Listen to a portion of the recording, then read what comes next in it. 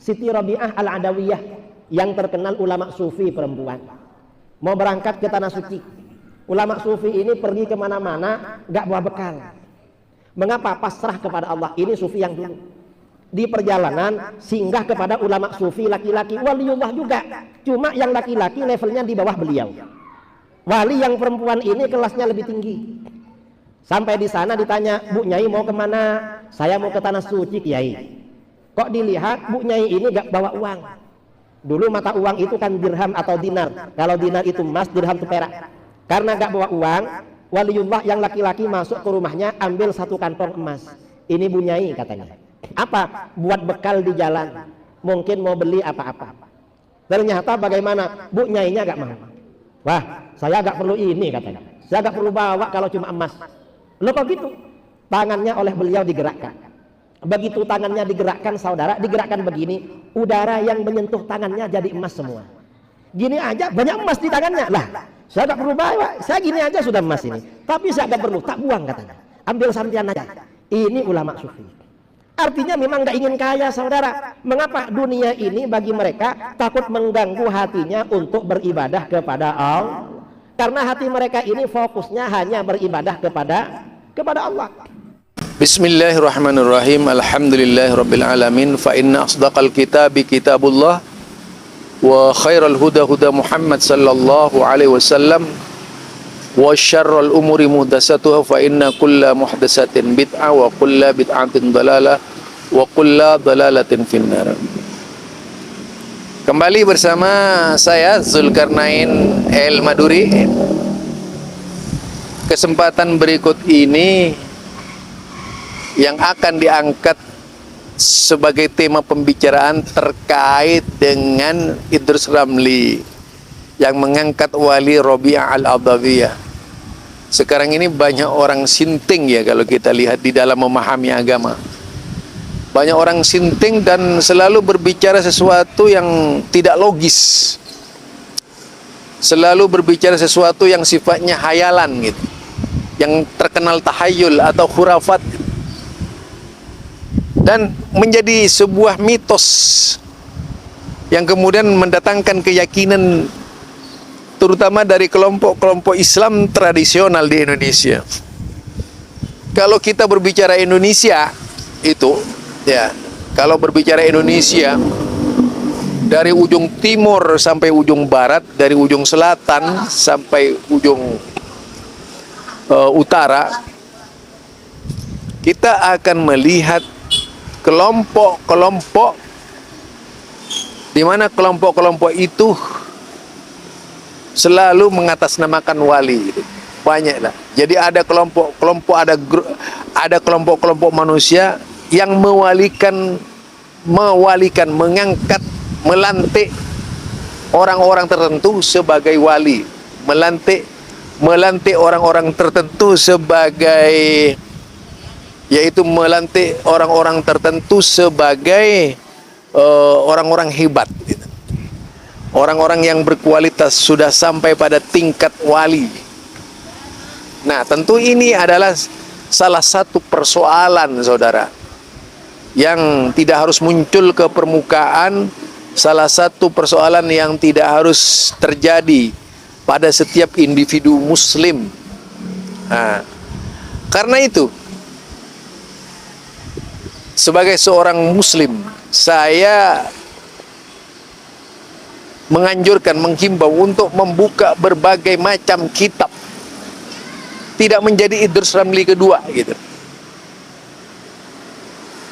yang senantiasa konyol di dalam membawakan tema-tema tentang wali. Ini menyebut wali wanita yang ahli ibadah, karena wanita yang ahli ibadah kemudian banyak cerita tentang siapa namanya, malah melebihi, hebatnya itu melebihi istri-istri Nabi.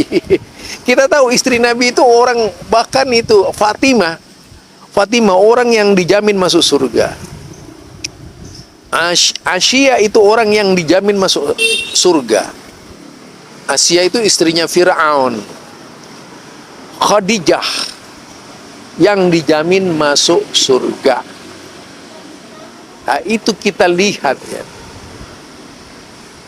Dalam paradigma kita Khadijah, Asiyah, kemudian Fatimah adalah orang-orang yang dijamin masuk surga, tetapi tidak memiliki memiliki keanehan-keanehan seperti yang diceritakan oleh Idrus Ramli. Maryam, hanya Maryam saja yang diberi kelebihan, bahkan mungkin termasuk nabi wanita. Apakah nabi itu laki-laki, ada nabi wanita? Saya kurang tahu ya. Tapi yang jelas di dalam Al-Quran, karena itu disampaikan oleh Al-Quran. Jadi ada Maryam, ada Asiyah, ada Fatimah, ada Khadijah. 4 orang yang dijamin oleh Allah Subhanahu wa Ta'ala tentang kelebihan dan kehebatannya sebagai penghuni surga. Sekarang kalau kita mengangkat terkait dengan wanita seperti yang disebutkan Idrus Ramli, bahkan disebut-sebut memiliki keluar biasaan ya, tingkat kewalian yang amat sangat gitu. Bisa membuat tangannya itu bisa menjadikan tangannya menyentuh benda-benda tertentu jadi emas dan sebagainya. Ini kan cerita 1001 malam ya, dongeng. Menurut saya dongeng, bukan kebenaran tapi dongeng gitu, yang sengaja dibesar-besarkan oleh kelompok-kelompok yang senang khurafat ya, senang cerita-cerita tahayul ya. Bagaimana dengan istri Nabi yang rata-rata dijamin masuk surga? Apakah ada jaminan masuk surga terhadap Rabi'ah al-Adawiyah? Itu perlu jadi renungan dari kita itu. Apakah ada jaminan dari Allah bahwa Rabi'ah al-Adawiyah itu adalah ahlu surga?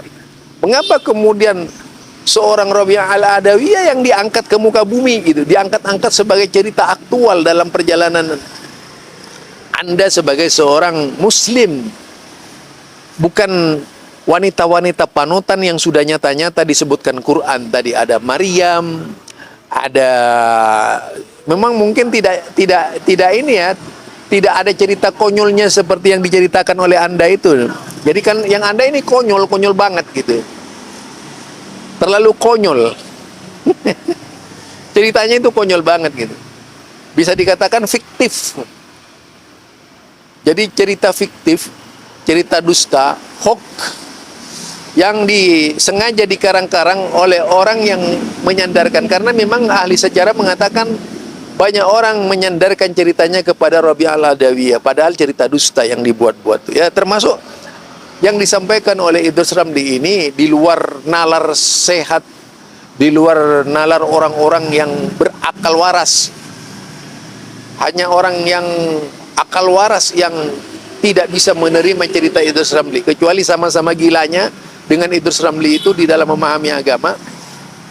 Ya mungkin akan seperti Idrus Ramli, dia begitu ada cerita aneh seperti itu diangkat. Ini lebih parah sebenarnya.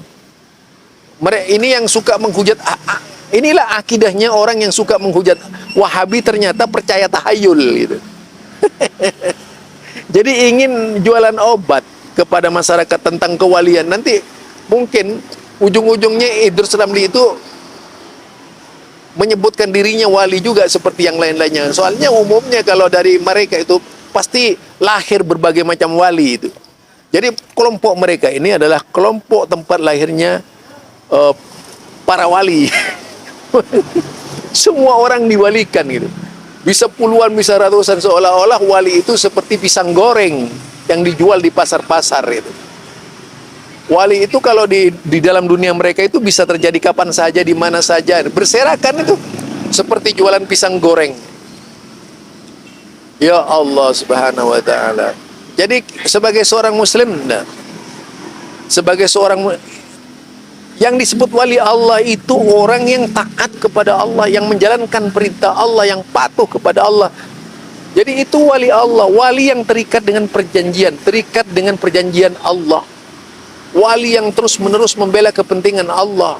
Bukan mereka yang nelongso hidupnya di hutan-hutan, nelongso hidupnya dari jalan ke jalan, nelongso hidupnya dari kuburan-kuburan, nelongso hidupnya dari tempat ke tempat. Bukan itu wali. Wali itu justru kalau memang mau diwalikan orang sekelas Imam Syafi'i, orang sekelas Imam Ahmad bin Hanbal, orang sekelas Imam Malik, orang sekelas Imam Abu Hanifah, orang-orang lainnya yang perlu kita lihat dan kita perhatikan ya. Barangkali itu, jadi bukan mewalikan orang yang tidak jelas. Abu Bakar itu wali Allah, Umar itu wali Allah, Osman wali Allah. Banyak para sahabat Ibnu Umar semua wali Allah mereka.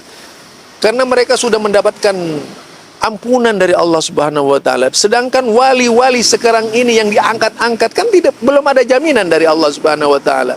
Siapa yang berani memastikan mereka itu adalah ahli surga? Tidak ada. Kecuali kalau para sahabat Nabi itu sudah bisa dipastikan kalau kita melihat parameter hadis Nabi. Kalau kita melihat dalil-dalil banyak dari para sahabat Nabi yang menjadi wali, yang terang-terangan disebut sebagai penghuni surga oleh Nabi Muhammad sallallahu alaihi wasallam. Kalau orang-orang yang belakangan sesudah tabi'in ini disebut wali-wali Allah, ini kan aneh, lucu gitu ya. Seharusnya Anda